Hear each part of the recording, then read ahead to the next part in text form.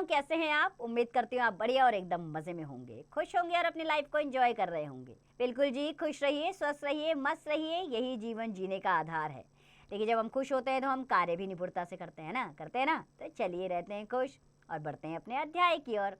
हम पढ़ने वाले हैं अपना अध्याय, जिसका नाम है सबका साथी। तो बच्चों, अपने विषय में बताना या अपना परिचय देना एक कला है, यह सभी को आना चाहिए। प्रस्तुत पाठ में रबड़ के आत्म परिचय के माध्यम से इस विधा का ज्ञान कराया गया है।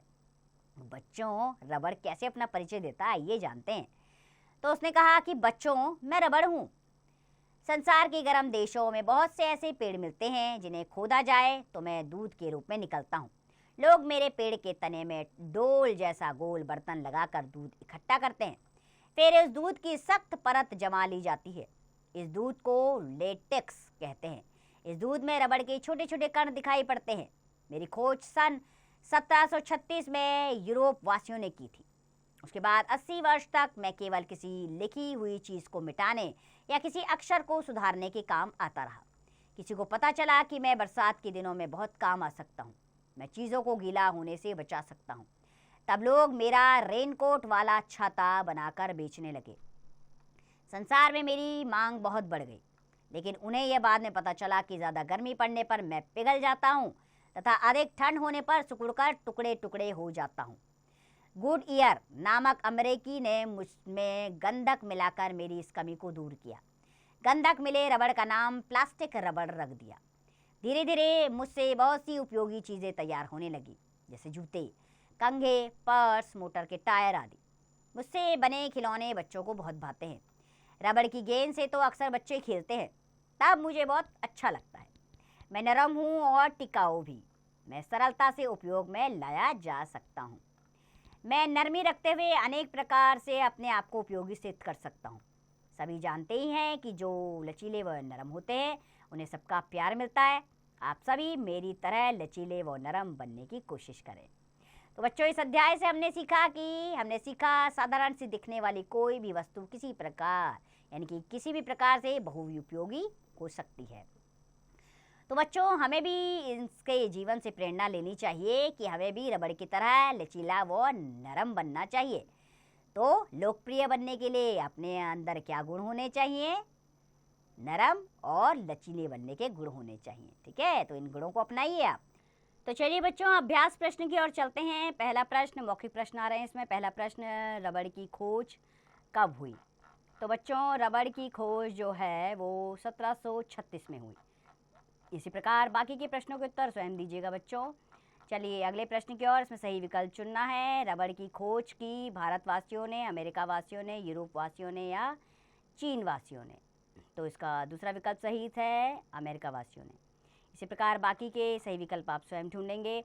तीसरा, रिक्त स्थानों की पूर्ति करनी है। इस दूध में रबड़ के छोटे छोटे डैश दिखाई पड़ते हैं, छोटे छोटे कण दिखाई पड़ते हैं। इसी प्रकार रिक्त स्थान बाकी के स्वयं पूर्ण करें। चौथा, सही गलत का निशान लगाना है। गर्म देशों में रबड़ के पेड़ नहीं मिलते हैं। गलत है, गर्म देशों में रबड़ के पेड़ मिलते हैं। ठीक है, बाकी के सही गलत का निशान स्वयं लगाइए। पांचवा, प्रश्नों के उत्तर लिखने हैं। लेटेक्स किसे कहा जाता है?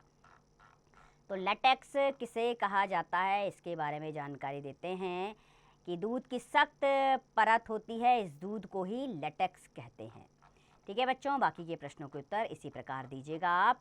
हम आगे बढ़ते हैं अगले प्रश्न की ओर। यह है कल्पना की उड़ान का प्रश्न। प्लास्टिक और रबड़ में क्या अंतर और समानता होती है? ठीक है, तो इसके बारे में जानकारी आप स्वयं प्राप्त कीजिएगा। भाषा के बारे में पहला प्रश्न, शुद्ध वर्तनी में लिखिए। टुकड़े टुकड़े में टॉ में छोटा ओ की मात्रा आती है। इसी प्रकार बाकी की वर्तनी स्वयं शुद्ध कीजिएगा। दूसरा, पढ़िए। गरम देश 80 वर्ष।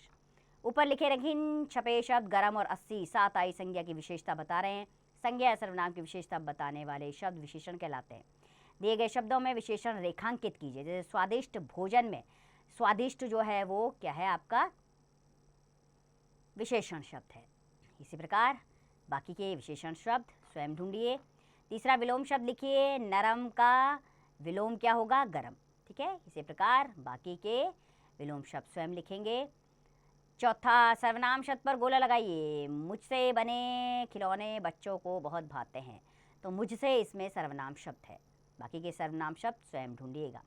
पांचवा, वाक्य प्रयोग करने हैं इसमें। संसार, संसार में ऐसा कोई भी काम नहीं है जो पूर्ण ना हो सके। इसी प्रकार बाकी के वाक्य प्रयोग स्वयं करें।